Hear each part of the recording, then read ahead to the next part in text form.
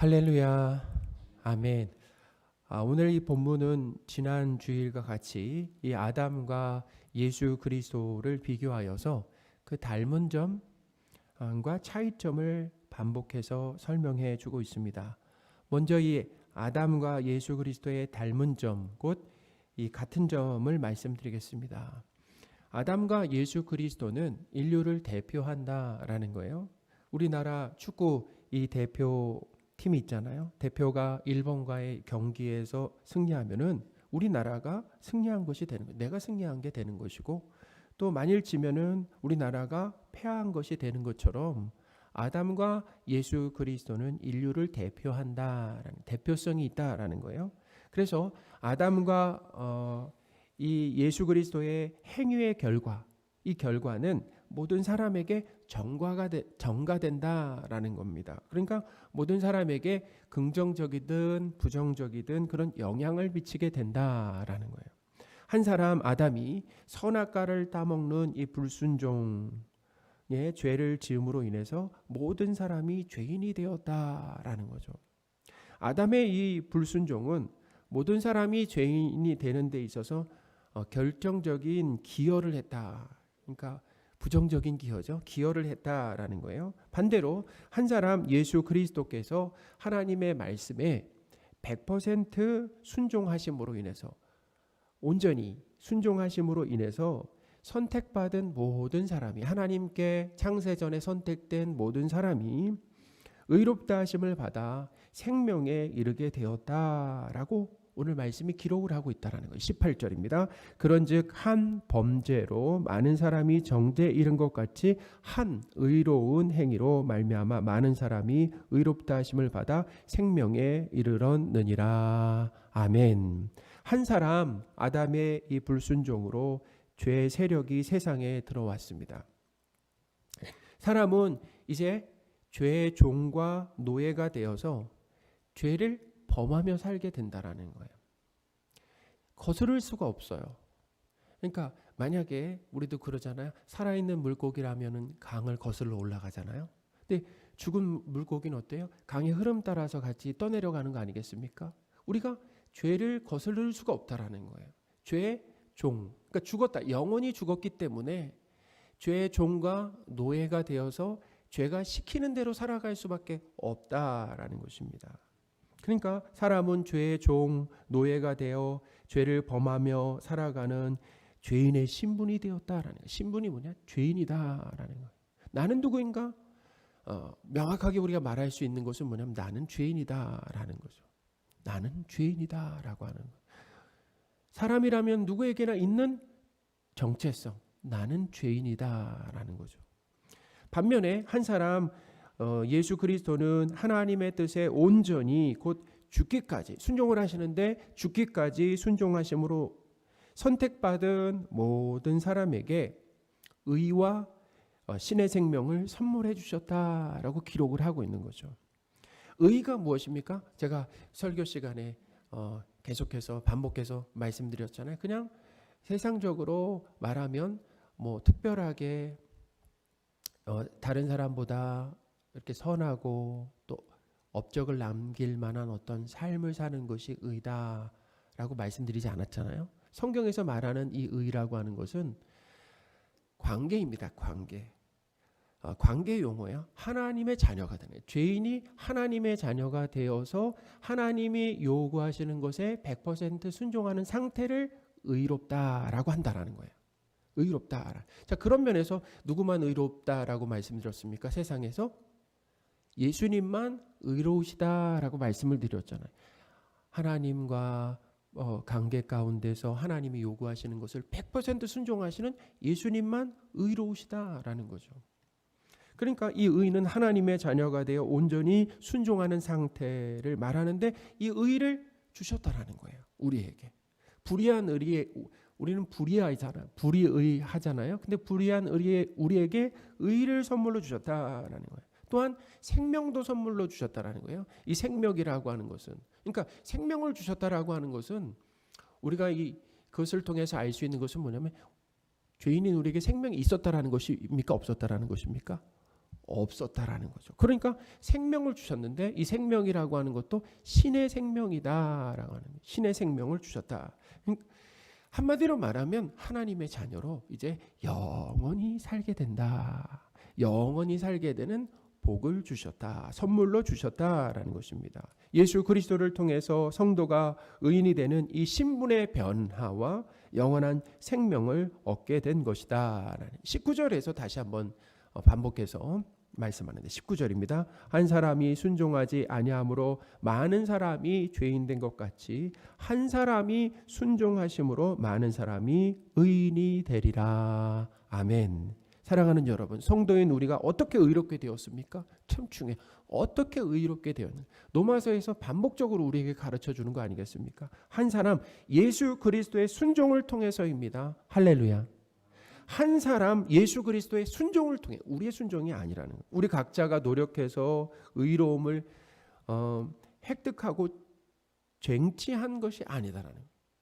우리 각자가 그렇게 노력해서 얻은 것이 아니라는 거예요. 한 사람 예수 그리스도의 순종으로 인하여서 의롭게 되었다라는 것입니다. 예수 그리스도의 순종을 우리에게 선물로 주심으로 인하여서 의롭게 된 것이다라는 거예요. 아까도 말씀드렸잖아요. 세상에서 누구만 의로우시다고요? 예수님만 의로우시잖아요. 하나님과의 그 관계 가운데서 하나님이 요구하시는 것에 100% 순종하시는 예수님의 모습, 그것을 의롭다라고 하는데, 그 예수님의 의로움을 누구에게 선물로 주셨다고요? 우리에게 택한 받은 백성들에게 그 의를 선물로 주셨다라는 것입니다. 선물로 주셨다라는 것이 무엇입니까? 우리가 노력해서 얻은 것이 아니에요. 우리가 노력 없이, 노력하지 않았는데, 그런 자격이 없는데 값없이 우리에게 그런 과분한 선물이 주어졌다라는 것입니다. 성도는 포도나무와 포도나무 가지처럼 예수 그리스도와 한 몸으로 연합된 존재다라는 거예요. 그걸 요한복음에서 얘기하잖아요. 요한복음 15장 5절입니다. 나는 포도나무요 너희는 가지라. 그가 내 안에 내가 그 안에 거하면 사람이 열매를 많이 맺나니 나를 떠나서는 너희가 아무것도 할 수 없음이라. 아멘. 성경에서 예수 그리스도와 성도의 관계를 이야기하잖아요. 근데 뭘로 얘기한다고요? 포도나무와 포도나무 가지로 이야기하고 있다라고 하는 것은 뭐냐면은 예수 그리스도와 성도가 연합되어 있다라는 것입니다. 연합되어 있다라는. 그러니까 예수 그리스도와 성도가 한 몸으로 연합되었기 때문에 예수님의 온전한 순종이 누구 것이 되는 것입니까? 바로 성도의 것이 된다라는 것입니다. 예수님이 하신 일 곧 성도의 것이 된다라는 거죠. 그래서 성도는 예수 그리스도와 연합돼서 하나님의 자원으로 사는 거 아니겠습니까? 그렇죠. 하나님의 자원으로 산다라는. 우리가 예수님 믿기 전에는 나에게 있는 것 가지고 살았는데 예수 그리스도를 믿고 난 다음에는 하나님의 자원으로 살아가는데, 하나님의 자원이 무엇입니까? 하나님의 지혜로 살아갑니다. 하나님의 능력으로 살아가고 하나님의 성품으로 살아갑니다. 하나님의 감정으로 살아가게 된다. 우리와 연합해 계신 예수 그리스도께서 그것을 나눠주심으로 인해서 우리에게서 문득문득 뭐가 나오는 것입니까? 사랑이 나오는 거예요. 우리에게는 사랑이 없습니다.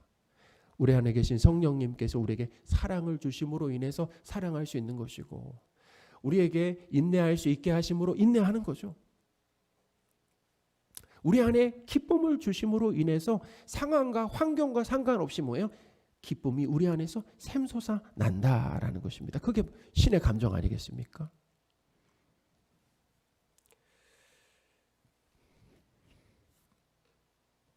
우리가 그리스도 예수 안에 있다면 예수님의 순종이 우리의 것이 되는 것입니다. 그걸 알아요. 우리가 꼭 그것을 기억해야 됩니다. 예수님은 우리의 모든 죄를 가지고 십자가에서 죽으셨고, 예수님의 순종을 우리에게 선물로 주심으로 인해서 우리에게 하나님의 자녀됨과 신의 생명을 얻게 하셨다라는 거죠. 사랑하는 여러분, 예수님의 이 온전한 순종을 선택한 백성인 우리에게 주심으로 의와 생명을 선물하신 예수님을 찬양하시기 바랍니다. 그러니까 우리가 이것을 알아가면서, 이걸 알아가잖아요. 믿게 되면서 우리에게는 찬양밖에 나올 것이 없다라는 거예요. 우리가 의롭게 되고 하나님의 자녀가 되어서 영원히 살게 된다라고 한다면은 그것이 우리의 노력으로, 우리의 공로로 주어진 것이 아니라 자격 없는 우리에게. 자, 성경은 뭐라고 얘기합니까? 죄의 삭은 사망이라고 그래요. 그러니까 우리가 가야 할 곳은 지옥이다라는 건데, 그렇게 지옥에 갈 우리, 자격 없는 우리를 하나님이 선택하심으로 인해서 하나님의 자녀로 삼아주시고, 신분의 변화입니다. 하나님의 자녀로 영원히 살게 되는 복을 허락하셨다라고 하는 것을 우리가 신앙생활을 통해서 알아가는 것입니다. 여러분, 신앙생활은 이 모든 것을 구원이 무엇인지, 영생이 무엇인가라고 하는 것을 알고 시작하는 것이 아니에요. 알고 시작하는 것이 아닙니다. 예수님을 믿고 나서 신앙생활을 하다 보니까 내가 죄인이라는 것을 깊이 깨닫게 되는 것이고, 죄인인 나의 삶에 예수 그리스도의 십자가가 반드시 필요하다라고 하는 것을 알게 된다는 것입니다. 영생이 무엇인지, 구원이 무엇인지 믿고 나서 그것을 배워간다라는 것입니다. 그 깊이가 더해지는 거죠. 그러면서 우리에게 나오는 것이 무엇입니까? 내 자랑이 아니죠. 그러므로 우리에게 나오는 것은 하나님과 예수 그리스도를 찬양하고 감격하는 것이다 라는 것입니다. 사도 바울은 이 20절에서부터 이제는 율법의 그 역할, 또 곧 하나님께서 율법을 왜 주셨는가라고 하는 것을 또 반복해서 설명을 하고 있습니다. 결론적으로 말씀드리면 이 유대인이나 이방인이 율법을 열심히 지킴으로 인해서 스스로 의롭게 되는 이 구원을 받으라고 율법을 주신 것이 아니다라는 것입니다. 사람이 죄인인 것을 깨닫게 하시려고 이 율법을 주셨다라는 거예요. 자, 20절입니다. 율법이 들어온 것은 범죄를 더하게 하려 함이라. 그러나 죄가 더한 곳에 은혜가 더욱 넘쳤나니. 아멘. 율법이 들어온 것은 오늘 본문에 보니까 범죄를 더하게 한다라고 했는데요. 이렇게 문자적으로 읽다 보면 우리가 오해할 수가 있는데 이 말씀의 의미를 좀 풀어드리겠습니다. 율법으로 인해 사람들이 더 많은 죄를 짓는다라는 의미가 아닙니다. 어떻게 보면 읽다 보면 그런 의미가 될 수 있는 것 같기도 하잖아요. 근데 그런 의미가 아니라 율법으로 인해 사람이 더 많은 죄를 짓는다라는 의미가 아닙니다. 율법으로 죄가 무엇인지 드러난다라는 것입니다. 율법을 통해서 죄가 무엇인지 드러난다라는 거예요. 율법은 이 사람이 죄인인 것을 드러내는 역할을 하기 위해서 하나님이 주신 것이다라는 거예요. 그러니까 사람이 율법을 하나도 빠짐없이 다 지킴으로 인해서 구원받게 하시려는 그 목적이 아니다라는 것입니다. 다 지킬 수도 없잖아요.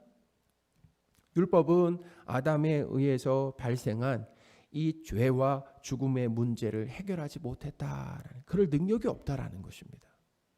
대신 이 율법은 사람이 율법을 온전히 지키지 못하는 죄인임을 일깨워주는 거예요. 일깨움으로 구원의 이 필요성을 가르쳐준다. 그러므로 우리에게는 내가 할 수 없으니까, 여러분 한번 생각해 보세요. 우리가 불 속에 있다라고 물 속에 있다라고 생각해 보세요. 스스로 빠져나올 수 있습니까? 없습니까? 없죠. 그러니까 외부에서 누군가 도와줘야 돼요. 누군가 외부에서 도와줘야지만 불 속과 그리고 물 속에서 빠져나올 수 있는 것처럼 죄와 사망의 상태에 꼭 붙들려 있는 우리는 스스로 거기서 빠져나올 수가 없다라는 것입니다. 그러니까 외부에서, 지구 밖에서 뭐예요?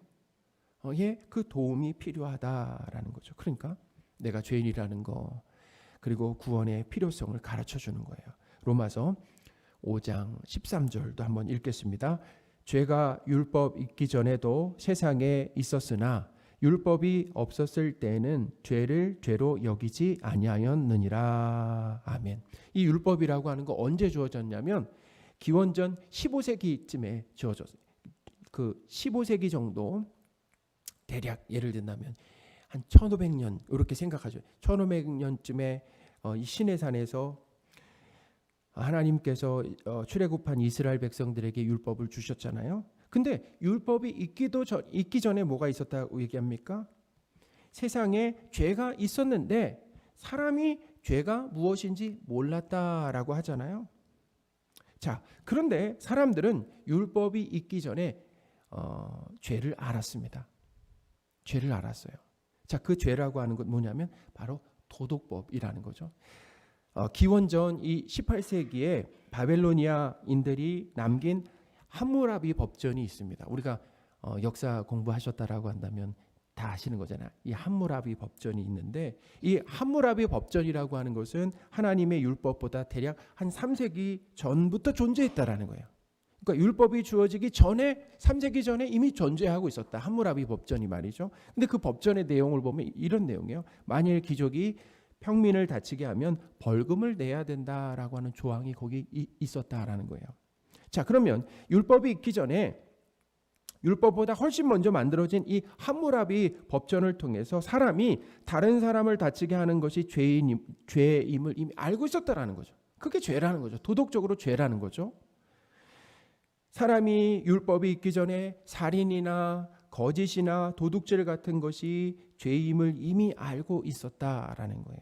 자, 그런데 율법이 주어짐으로 밝혀진 죄가 있다라는 것입니다. 이게 중요한 거예요. 그러니까 율법이 주어지기 전에 사람들이 도덕 윤리적으로 그것을 어기는 것이 죄라는 것을 알았는데 율법이 그러니까 율법이 주어짐으로 밝혀진 죄가 있다라는 것입니다. 그러니까 이 말은 뭐냐면 함무라비 법전으로 밝혀내지 못한 죄라는 것입니다. 자, 그 죄는 무엇입니까? 그 죄는 바로 사람이 하나님 흉내를 내면서 자기 마음대로 자신을 드러내며 산다라고 하는 그 죄라는 것입니다. 율법이 오면서 그것을 드러냈다라는 거예요. 자, 어떻게 살아간다고? 죄가 무엇이라고요? 사람이 피조물이 하나님 흉내를 내면서 사는 거예요. 그러면서 자기 마음대로 삽니다. 하나님의 뜻대로 사는 것이 아니라 자기 마음대로 살아요. 그리고 하나님을 드러내는 것이 아니라 누굴 드러낸다고요? 나를 드러내며 산다라는 것입니다. 자, 예수님은 율법을 아주 철저하게 지킨다라고 하는 이 바리새인들에게 오셔서 뭐라고 말씀하셨습니까? 그들을 칭찬하지 않으셨어요. 독사의 자식들이다라고 아주 정말 심한 욕을 하셨습니다. 독사의 자식들이라라고 하는 마태복음 12장 34절입니다.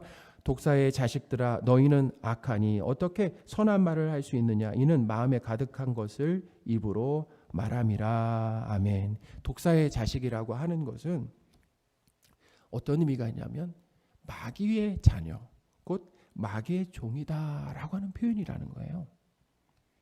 바리새인들은 스스로 하나님의 백성이라고 여겼지만 예수님 뭐라고 말씀하셨다고요?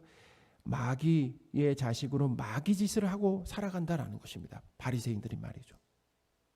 그러면 바리새인들의 어떤 면을 악으로 지적하신 겁니까? 바리새인들의 어떤 면?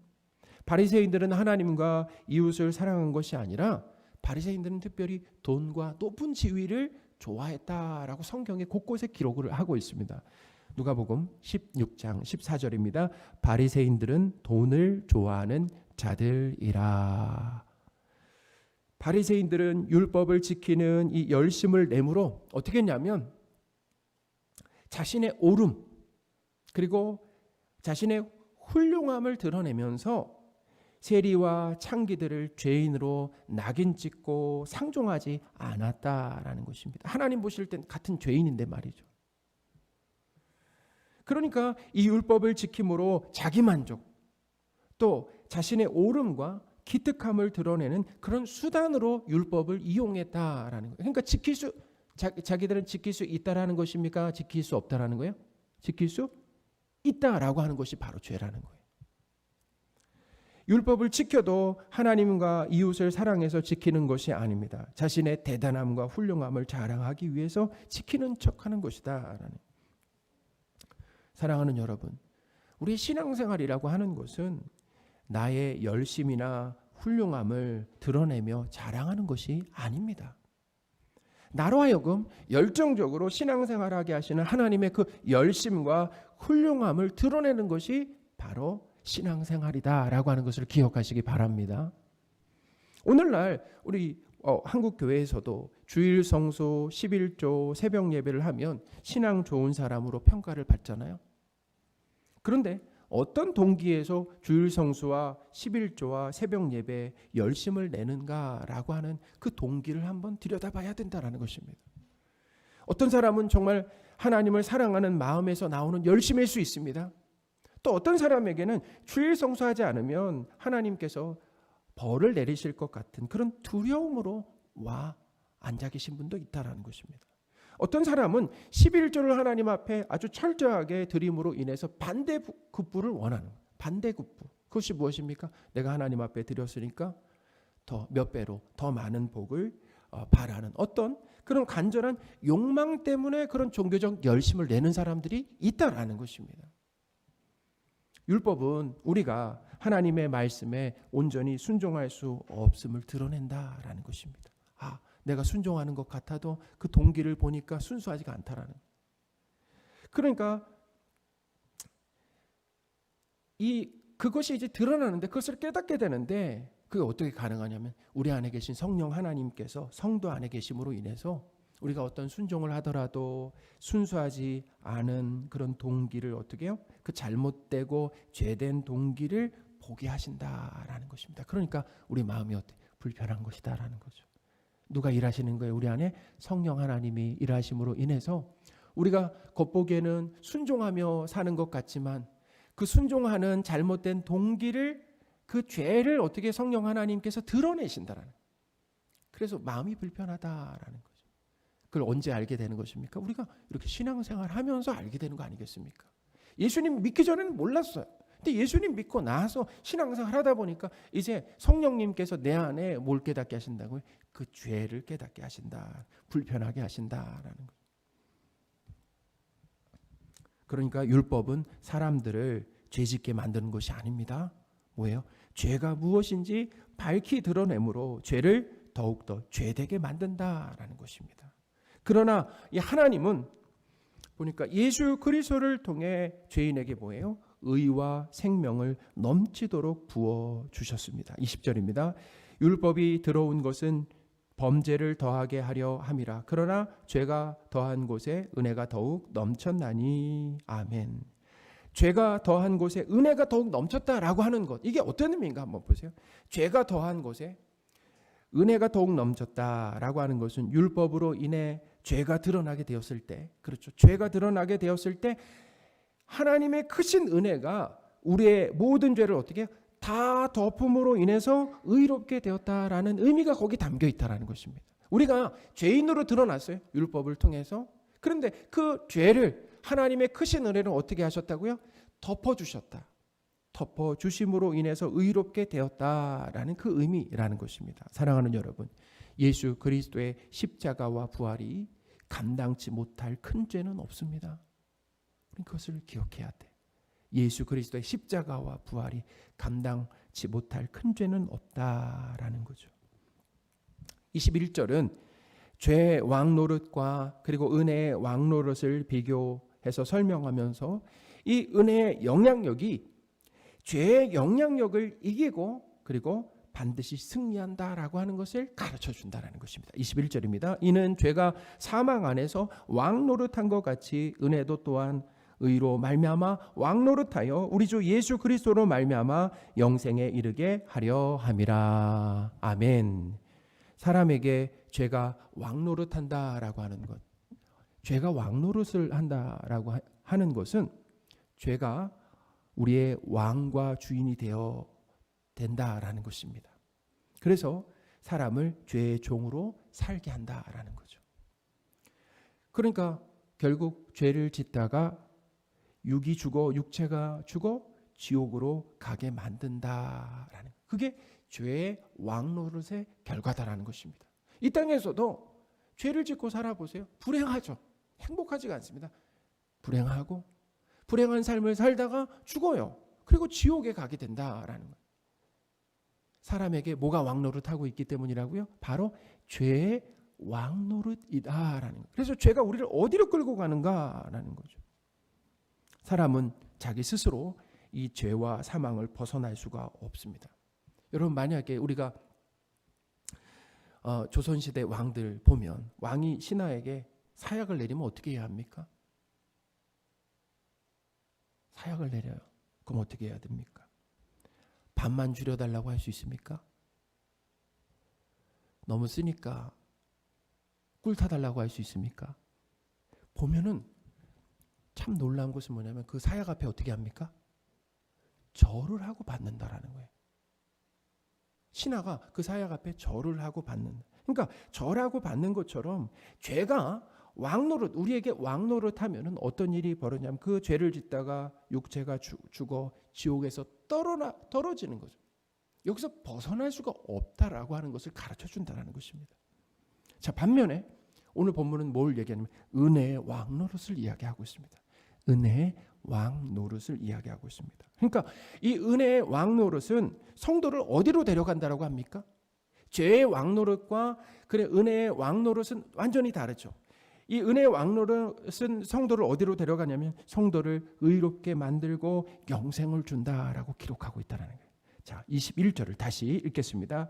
이는 죄가 사망 안에서 왕노릇한 것 같이 은혜도 또한 의로 말미암아 왕노릇하여 우리 주 예수 그리스도로 말미암아 영생에 이르게 하려 함이라. 아멘. 하나님께서 사랑하시는 성도 여러분, 하나님께서 죄인된 우리의 삶에 은혜로 채워주심으로 인해서 의로움과 영생을 선물로 주신다라는 것입니다.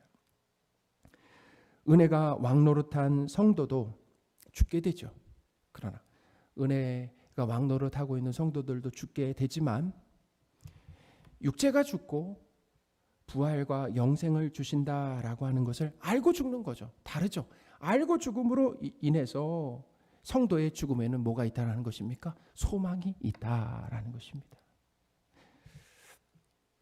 죄가 왕노릇하는 우리의 삶에 찾아오셔서 은혜가 왕노릇하게 하심으로 의로움과 영생을 선물해 주신 하나님을 찬양하시는 저와 여러분들이 되셨으면 좋겠습니다. 그러니까 우리는 신앙생활을 통해서 우리가 얼마나 죄인인 것을 깨닫고 그 죄인을 사랑하신 하나님의 크신 사랑과 은혜를 깨달아 가면서 뭐 하는 거예요? 감격하면서 찬양하고 감사하는 것. 나를 드러내는 것이 아니라 내 삶에 찾아오셔서 나를 하나님의 자녀 삼아주시고 하나님의 자녀다운 모습으로 변화시켜 가시는 그 하나님을 어떻게 해요? 드러내면서 찬양하고 감사하는 것이 바로 신앙생활이다라고 하는 것을 기억하시는 저와 여러분들이 되셨으면 좋겠습니다. 아멘.